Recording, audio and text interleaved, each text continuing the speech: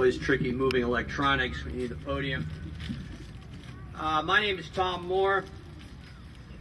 I am a proud member of Walter Reddy's Committees of Safety.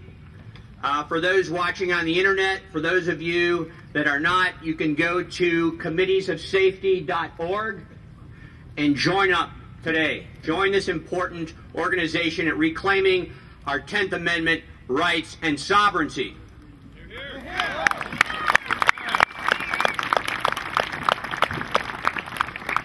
I'm giving a speech today for Dr. Edwin Viera. I should preface this by saying he's a very successful attorney. He's tried several cases very successfully before the Supreme Court. He also holds 4 degrees from Harvard University. Don't hold that against him. Exactly. Absolutely. Usually when someone says, you know, they have a degree or more from Harvard or Yale, we say, don't worry, we have a 12-step program. But somehow Edwin survived Harvard and with his patriotism intact, and he's now one of the nation's foremost constitutional scholars. And I just hope to heck I can get this speech right. Another thing you should all, he's written many books. All of you should read his Constitutional Homeland Security. Walter, do we have extra copies of this? We have them in the van. Excellent book. Everyone should read this by Dr. Viera. And, all right, I'm going to give his speech a shot now. So, I don't know if I can do like a scholarly Harvard tone. Would you guys rather like have the fire of liberty or the fire of Harvard? Liberty! Liberty! Okay, and how many people want Harvard? Just kidding. Just kidding. Harvard's been around for over 300 years. They could take it. All right, so here's Dr. Viera's wonderful speech at the Lexington rally. Ladies and gentlemen, Lexington Green does not merely recall an historic event. More importantly, it also teaches a profound lesson in the philosophy and practice of popular self-government. Observe the statue standing there at the head of the green,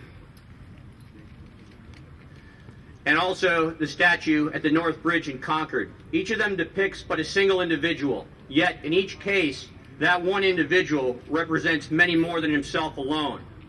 A single minute man representing all the minute men. Even more importantly, the Minutemen were no happenstance bunch of individuals, some of whom accidentally gravitated to Lexington Green and the North Bridge on the 19th of April in 1775. They were no mere crowd of farmers, artisans, and tradesmen who stumbled together with no coherence, no general self-consciousness, and no collective purpose or resolve. To the contrary, they were members of an organization which included all free, adult, able-bodied men throughout Massachusetts, with like organizations in each of the other 12 colonies. An organization which had existed in Massachusetts herself for almost 150 years. An organization with legal, indeed governmental authority, the militia of Massachusetts. And they assembled here, not breaking the law, but to witness it, to defend it, and if possible, to enforce it against the British troops who were, they rightly believed, breaking the laws of Massachusetts, abridging the colonists' rights as Englishmen, and flouting what the Declaration of Independence later called the laws of nature and nature's God.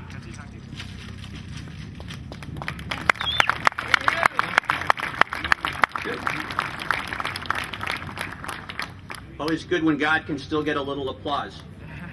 Here at Lexington, the militiamen did not at first intend to fight. They meant only to demonstrate their disapproval of the incursion into their town by General Gage's troops, to embody in their own persons on this green their legal authority, and to present a living remonstrance through a muster of physical, but even more importantly, of legal and moral strength, rather than an act of outright forcible resistance.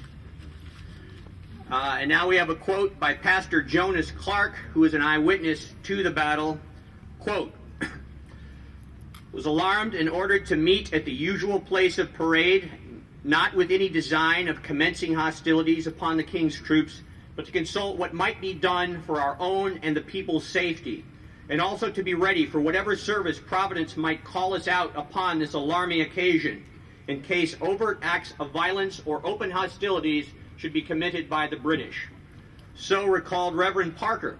Alarm guns were fired and drums beat to arms, and the militia was collecting together. Some to the number of about 50 or 60, and possibly more, were on parade. Others were coming toward it. In the meantime, the British troops, having stolen a march upon us, seemed come determined for murder and bloodshed, and that whenever provoked to it or not, when within about an eighth of a mile of the meeting house, that's the meeting house right there, that's Buckman Tavern, they halted, and the command was given to prime and load, which being done, they marched on till they came in sight of our militia. Immediately upon their appearing so suddenly and so nigh, Captain John Parker, who commanded the militia company, ordered the men to disperse and to take care of themselves and not to fire. Upon this our men dispersed, but many of them not so speedily as they might have done. Not having the most distant idea of such brutal barbarity and more than savage cruelty from the troops of a British king as they immediately experienced. For no sooner did they come in sight of our company, but one of them, supposed to be an officer of rank, was heard to say to the troops, "Damn them, we will have them."